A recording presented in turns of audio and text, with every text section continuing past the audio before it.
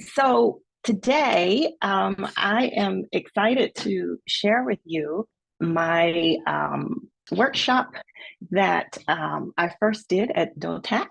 The workshop is on harmonious spaces as the best environment suitable for diversity. Um, and today we will explore the concepts of safe and brave spaces, and how those spaces can be expanded to a third concept of harmonious space, and how harmonious space is possibly the best environment suitable for diversity and inclusion in our communities and our churches. And we will explore this using the writings of author Bell Hooks to guide us in this exploration together. So, as you heard a little bit about myself, my background, I'd like to also add that pretty soon after seminary, I was sent by the ELCA as a missionary to work in the Holy Land with Palestinian Christians. And after that, my second placement was with the Lutheran World Federation, and I worked in Geneva. And so I wanted to add those to a little bit about myself, just so you know where my starting point in this discussion is today, and the types of diverse groups that I have had the privilege to be in community and relationship with. But there are two of my identities that I think are pretty obvious to you all today from looking at me.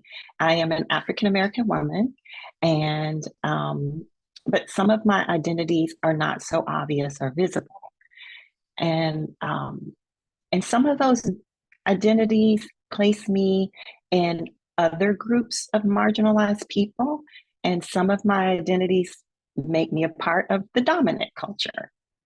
But nevertheless, I want it to be clear that I am a product of the societal systems that permeate our existence on this side of heaven. So therefore, I ask that you don't place me on a pedestal as an automatic expert in human relating, and don't assume that I'm exempt from committing some of these errors that we will discuss and name today. I too am subject to excluding others when I stand squarely in my privilege. So that's sort of my disclaimer. Australian comedian Hannah Gadsby describes what I'm asking you to hear and understand about me best. She says that 70% of the people who raised me, who loved me, who I trusted, believed that homosexuality was a sin, that homosexuals were heinous, subhuman pedophiles. And by the time I identified as being gay, Hannah says, it was too late. I was already homophobic. And you don't just get to flip a switch on that. So I hope that that's a little illustration of what I'm speaking about when I say being a part of a marginalized community doesn't exempt me from this work, from searching. I have the capacity to hurt others, but I am trying to do better. So let's see if we can do better together today. So I want to open up as we call on God in our holy imagining today with Romans chapter 12, verse 16, which is displayed on the slide. And it says, live in harmony with one another. Do not be proud, but be willing to associate with people of low positions, or it might be translated to say, willing to do menial work. Do not be conceited. Do not repay anyone evil for evil. Be careful to do what is right in the eye of everyone. If it is possible, as far as it depends on you, live at peace with everyone. So I would like, if it is possible, for you all to reach for a pen and a paper. If you have some markers or something that you want to doodle with, because I'm going to be checking in with you to ask you to briefly journal what you're feeling in your bodies as I present today. And I want you to note, whether in writing or whether in drawing, or however, if voice record, however you are able to document if you feel vulnerable, if you are feeling safe, angry, or picked on. And this will be just for you to keep and for you to reflect on later privately. I will not ask you to share these emotions publicly. Okay, is everyone in a position that they have a means to document that? While you do that, I'll go on and introduce you to the woman who inspired this talk. Her name, the late Bell Hooks, was an American author, a feminist, a teacher, a social activist, and she's known for her writings on intersectionality, feminism, race, and class. And she's made significant contributions to feminist theory and critical pedagogy. Some of her notable works include Ain't I a Woman? Black Women and Feminism, Feminist Theory, From Margin to Center, and my favorite is Teaching to Transgress, Education as the Practice of Freedom. Her scholarship and contribution to feminist theory, critical race theory, and education continues to be influential and relevant in contemporary discussions on social justice and equity. Okay, so I was first introduced to Bell Hooks in seminary during my Christian education and formation studies at Columbia Theological Seminary here in Georgia. And by studying Hooks' writings, we can gain valuable insight into the complexities and the challenges of creating inclusive and empowering environments. So in a moment, because now my slides are up, you all are going to see a video. Bell Hooks in this video is the woman who is seated in the right chair. And she is being interviewed by the American actress Laverne Cox. And I think about your work, and I think about how you talk so beautifully about creating safe spaces in the classroom, specifically in teaching to transgress, where folks feel safe to have conversations. And I think a lot of that is about love. And for me. But I have to interrupt you because I actually am critical of the notion of safety in my work. And what I want is people to feel comfortable in the circumstance of risk. Because I think that if we wait for safety, the Bell Hooks that wasn't sure that she could get on the stage with Janet Mock would never have gotten on that stage. The Bell Hooks that was afraid of, what if I use the wrong words? What if I say the wrong thing? I would have stopped myself. And so that, to me, I'm very interested in what does it mean for us to cultivate together community that allows for risk. The risk of knowing someone outside your own boundaries, the risk that is love. There is no love that does not involve risk. I'm a little wary because white people love to evoke the safe spaces. And, and so I have a tendency to be critical of that, but I do believe that learning takes place in the harmonious space, the space that you and I are embodying tonight, where I'm not deliberate agreeing that with you. language. I like that harmonious space. That I love that. But I think it is, for me, it is like so many of the risks that I have taken in my life. I've had to have some kind of support All right. behind me to let me know that I would be okay, and that if this didn't quite work out, that they would still love me. That is really what I'm talking about. How we have when we feel like that someone's not going to turn their backs on us or demonize us when we go and take that risk, and maybe use the wrong pronoun or say the wrong thing. I'm terrified of saying the wrong thing. I'm going to say it to bell hooks.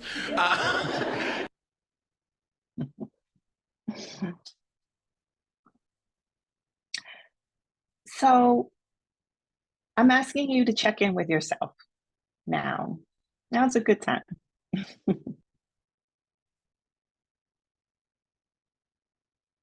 How did you feel listening to this exchange between Laverne and Belle? For me, listening to this, I felt a little uncomfortable the first time I heard it. And I think it was mostly because Bell Hooks is a matriarch of sorts for me. And Laverne is a US actor and celebrity who has really opened the path for transgender women in Hollywood and blazed a trail. I have a lot of respect for both of them. And I don't want them to disagree, but they do, right? They absolutely disagree. And for just a moment, when Belle sharply says, I have to interrupt you, I felt this like twinge in my chest. Like, whoa, what did Laverne do wrong? And I think that's the feeling. That's the feeling of the risk that that Belle is challenging us to sit with and be in our communities. And I want you, whatever you journaled, I want you to remember that feeling. If you were offended, whatever that is, remember that and pull from that when you're in these places within your ministries and that feeling comes up. Interrogate it and ask, perhaps there's love happening here, there's risk happening. In this conversation, we hear Hooks and Cox mention the term safe spaces. And in some of your justice and advocacy and diversity work, you might have heard another term called brave spaces.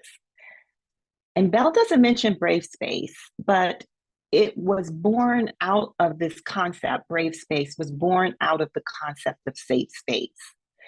So, like me and others, and maybe yourself, you may have asked yourself, what on earth is the difference? Or you may have been under the impression that we are to disregard one for the other. Let's throw out safe space. Now we have brave space. And this may be what it sounds like Hooks is asking Laverne Cox to do in the audience, but she isn't. Her work actually recommends that we need both.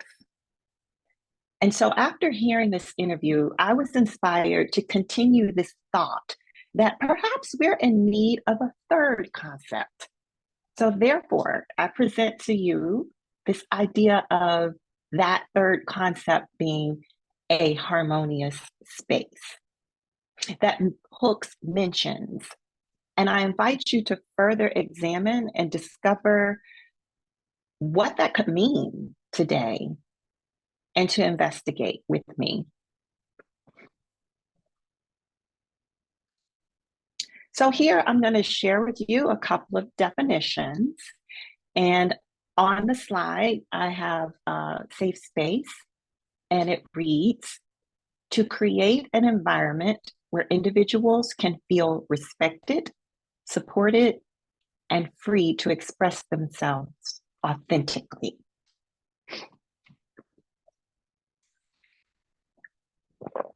And also on the slide, you will see the definition of brave space.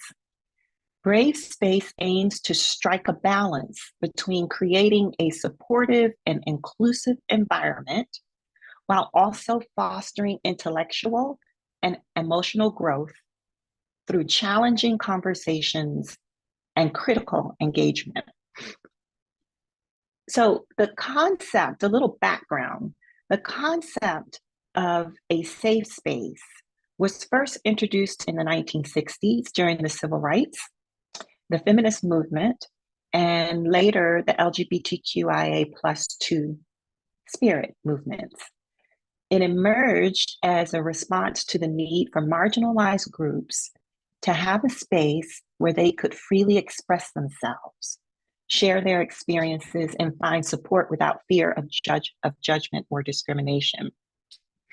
It was to provide a refuge from oppressive systems and structures that marginalized individuals faced in society. These spaces were intended to foster a sense of belonging, empowerment, and healing for those who had been historically silenced. The concept of brave space, however, is not attributed to a specific individual or a moment, but rather it gained traction in various social justice movements and educational settings. And it aligns with the practices questioning dominant narratives, challenging power structures, and fostering a sense of agency and empowerment among learners. So I got to thinking about this as I was preparing this, and I said, oh, I'm going to give them an example of safe and brave spaces that within my context. And honestly, I had a lot of trouble finding safe and brave spaces done well in the larger setting of my environment, in my context. But one came to mind, the LDA, the Lutheran Diaconal Association staff.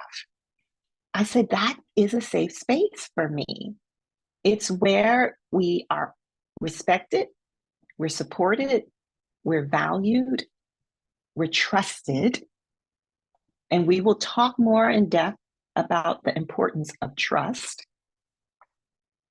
And we are able to express, I'm able to express myself fairly authentically, not entirely, but we'll talk about why that's okay too a little later. So remember that feeling listening to the interview with Hooks. That's what it feels like when you are in well-crafted brave spaces. I don't want you to forget that feeling, because it might have felt uncomfortable for you, but that's growth happening. So again, I want you to take a few minutes. This might be a good space to check in with yourself or to try and digest these definitions, and maybe even think about where you have safe space and brave space in your communities.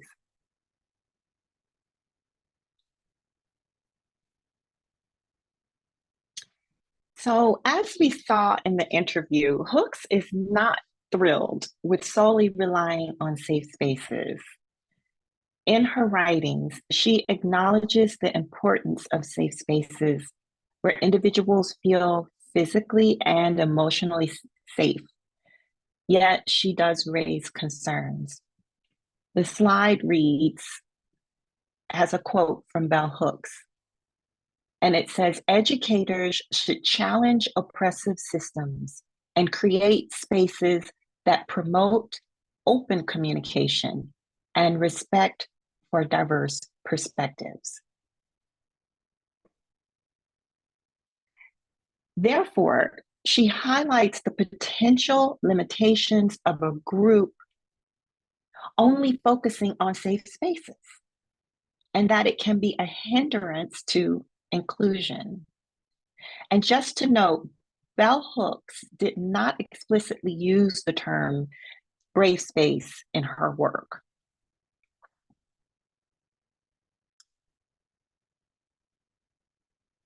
So there are some contradictions that are floating around out there with this idea of safe and brave space. Bell Hooks apparently was not the first to push back on safe spaces. And one of those contradictions is it limits dialogue.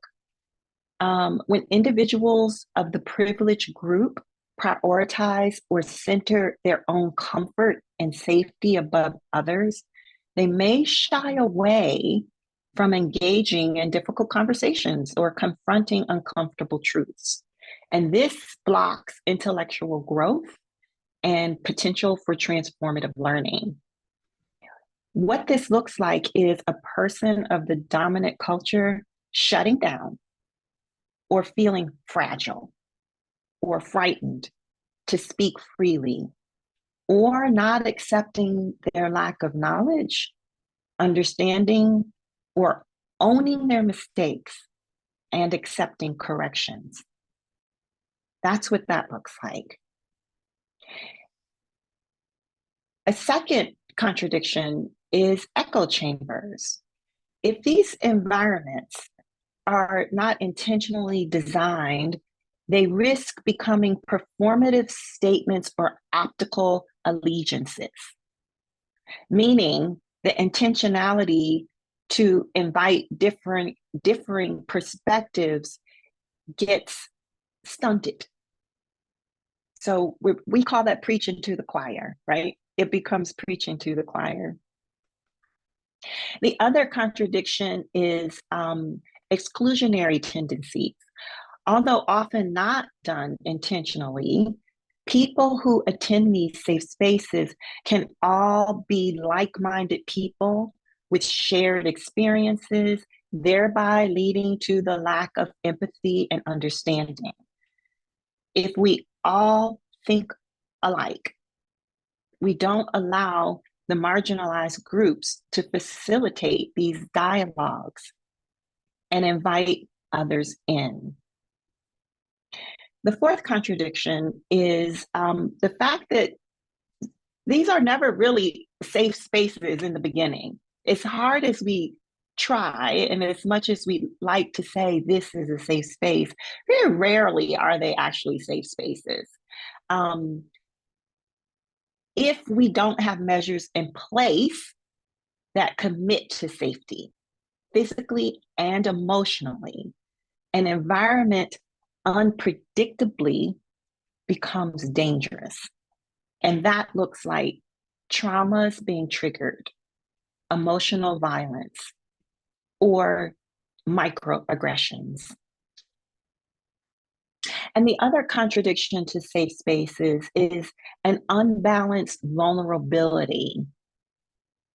And this is what the slide does show this. The slide shows just the bullet points of these. So for those of you who want to know what's on the slide. So unbalanced vulnerability is the fifth one. Safe and brave space lay too much of the onus on vulnerability of the marginalized individual or group. So that means to ask the dominant group, we're asking the dominant group to decenter themselves. This is not unreasonable. But yet to ask the marginalized person to be brave and speak up is often asking them to continue behavior that is often required of them in most contexts of their lives. Speak up, be brave. You are safe with us implies that the group is trustworthy of that vulnerability, especially without having laid the foundation for the truest practical forms of safety. So marginalized groups have a lived experience of taking risk within dominant groups and often it has failed them. Therefore, I posit that these encounters of bravado that we ask of the marginalized group be earned, taken slowly, and that groups who are pushed to the margin be allowed to be protective of themselves, first and foremost. As these other practical processes, which we'll talk about a little later, what are these processes? And expressions of mutual growth and build within the community, then and only then can marginalized people truly feel welcomed in a brave space with others.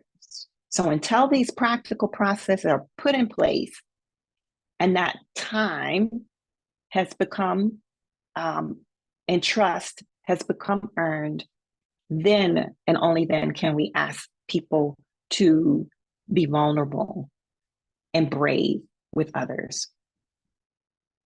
I think this might be a good time to check in with yourself. I'll take a minute.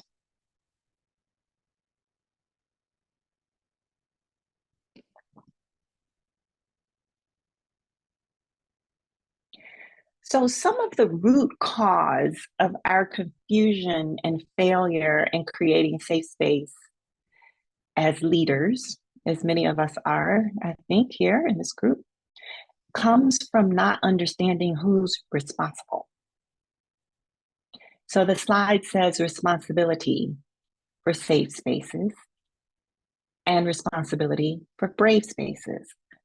And under the words responsibility for safe spaces, it says that responsibility belongs to the organization, the association, church council, and governing entities. Policies, accountability, hear and support, and processes of conflict resolution. The responsibility falls on these associations. People are not truly safe, especially if those responsible have not provided these measures to ensure the best of their ability that participants will be safe.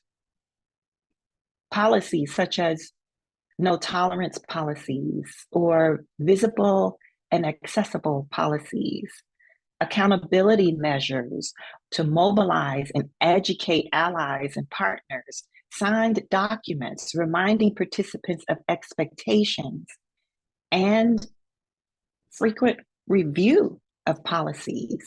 These are accountability measures. Hear and support victims of abuse should it arise. Processes should be in place to ensure that there are anonymous, safe paths to submitting grievances, and participants know there are steps in place so that they can be heard and that offenses can be responded to. So who is responsible for brave space? On the slide, it says individuals. We all are responsible for brave spaces. We learn from each other. We check our entitlement to know and to be let in and to be trusted without the time that it takes to be known, to earn trust. We check our own fragility that make us shut down to what another is saying. And we give ourselves permission to bravely say, not yet, not yet. So in our work, in our community building and activism and advocacy, we have tried to create space, safe space and brave spaces, and sometimes successfully, sometimes not so much. But we are in need of an amendment to the practices. An example of the constant gathering with no collective transformation or change, where these concepts of safe and brave space just becomes ideologies or metaphoric placebos, I have seen firsthand with my time in the Middle East, particularly in the Holy Land. And there were several groups who were very proud of having Palestinian and Israeli um, uh, discussion groups where they came together and they talked together. But what I found was those to be rather performative, because the marginalized group, being the Palestinian, often went back, often behind the wall. They went back to having no rights, no civil rights, no human rights. They often went right back to their less than humane environments with very little change. What it did for the dominant culture, which was the Israeli culture, they felt as if they had been in the presence of a Palestinian, which is good because that does break down this idea of they're strangers, that they're other. It helps break down the othering of a person, but it still didn't help them open up to a stranger, another Palestinian on the street, or to advocate often at higher levels for changes for these people whom they had asked to just be very vulnerable with them. So that's one example of making sure that we have actual transformation in our gathering in these safe spaces.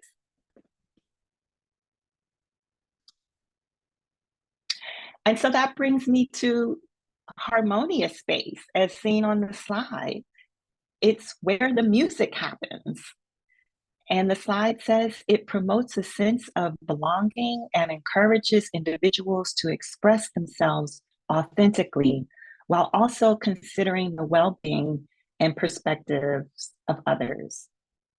So, building on Hook's scholarship and others since her work, I propose to you that harmonious space is where the music happens. It is where risk moves us into action together, into risky action at times. It is solution-based. It requires that we take the next scary step together, that we listen to the voice nearest us and find our note in harmony with theirs. And who is responsible? Once again, we would all be responsible for this harmonious space. It would be a collective alchemy of symphony of voices. So in a harmonious space, individuals would work together to maintain a sense of unity and understanding. They value open communication, empathy, and collaboration, seeking to build relationships based on trust and goodwill. Creating harmonious space often involves fostering a culture of inclusivity where diversity is celebrated and everyone's voice is heard and valued.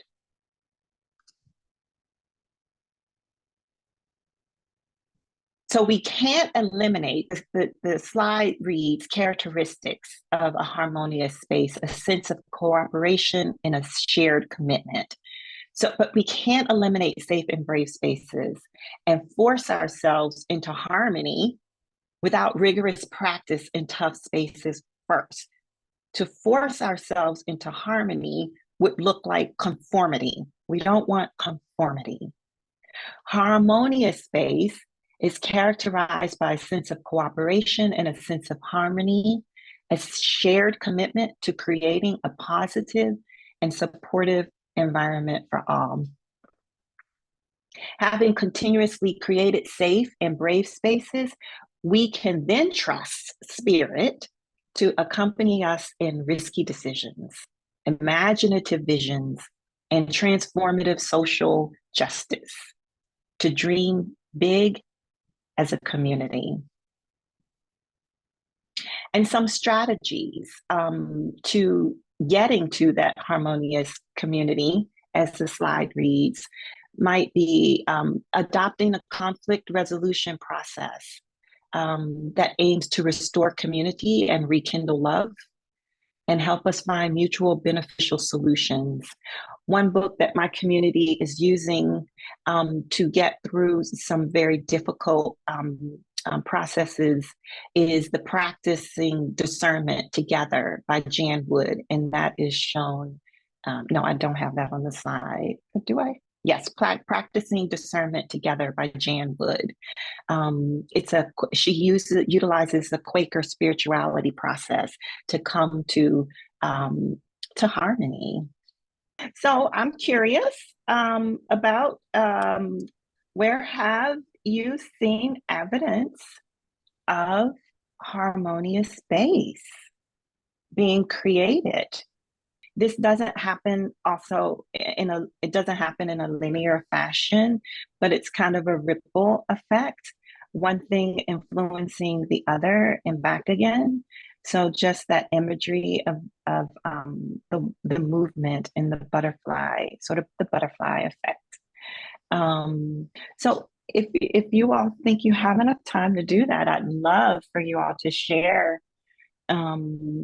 where you've seen the possible harmonious space happening. And did it involve safe space and brave space? Did you see that happening as well?